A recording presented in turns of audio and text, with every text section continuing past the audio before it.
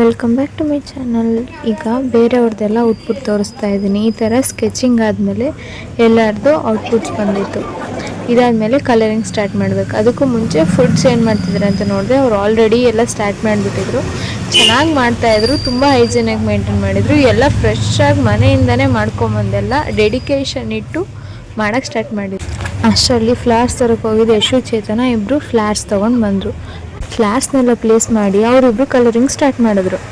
ಫಸ್ಟಿಗೆ ಪಿಕಾಕ್ ಬಿಟ್ಟು outer border ಏನಿದೆ ಎಲ್ಲದೂ ಕಲರ್ ಮಾಡ್ಕೊಳ್ಳೋಣ ಅಂತ ಟ್ರೈ ಮಾಡ್ತಾಯಿದ್ದು. ಪಿಂಕ್ ಕಲರ್ ಹಾಕೋಣ ಅಂತ ಹೋದು, ಅದು ರಂಗೋಲಿ ಪುಡಿಗೆ ಮಿಕ್ಸ್ ಮಾಡಿದ್ಮೇಲೆ ಪಿಂಕ್ ಕಲರ್ ತುಂಬ ಲೈಟಾಗಿ ಕಾಣಿಸ್ತು. ಈ ಕಡೆ ನಮ್ಮ ಆರ್ಗನೈಸರ್ ಅನ್ನೋ ಅಕ್ಕ ಪ್ಲಾಸ್ಟರ್ ಟೇಪ್ ಸಿಗ್ದೆಲ್ಲ ಹುಡುಕ್ತಾಯಿದ್ರು.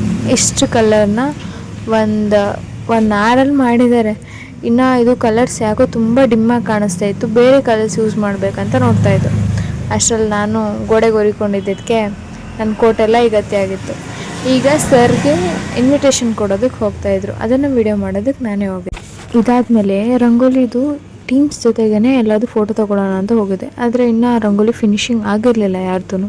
ಎಲ್ಲದೂ ಇನ್ನೂ 70% ಫಿನಿಷಿಂಗ್ ಇತ್ತು. ಕಲರ್ಸ್ ಬೇರೆ ಖಾಲಿ ಆಗೋಗಿತ್ತು. ಕಲರ್ಸ್ ತರೋದಕ್ಕೆ ಯಾರನ್ನೋ ಕಳಿಸಿದ್ರು. ಶೈನಿಂಗ್ ಕಲರ್ಸು ಮತ್ತು ಎಕ್ಸ್ಟ್ರಾ ಕಲರ್ಸ್ನ ತರೋದಕ್ಕೆ ಕಳಿಸಿದ್ರು.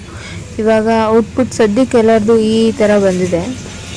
ಆ ರಂಗೋಲಿ ಫೈನಲ್ ಟಚ್ ಎಲ್ಲ ಈ ಥರ ಇತ್ತು.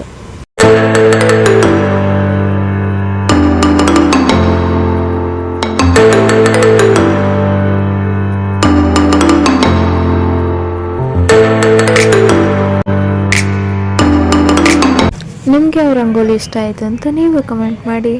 ಯಾವ್ಯಾವ ರಂಗೋಲಿಗೆ ಯಾವ್ಯಾವ ಪ್ರೈಸ್ ಬಂದಿರ್ಬೋದು ಅಂತ ಗೆಸ್ ಮಾಡಿ. ಹಿಂಗಿದ್ರೆ ನೆಕ್ಸ್ಟ್ ವಿಡಿಯೋಲಿ ಹೇಳ್ತೀನಿ.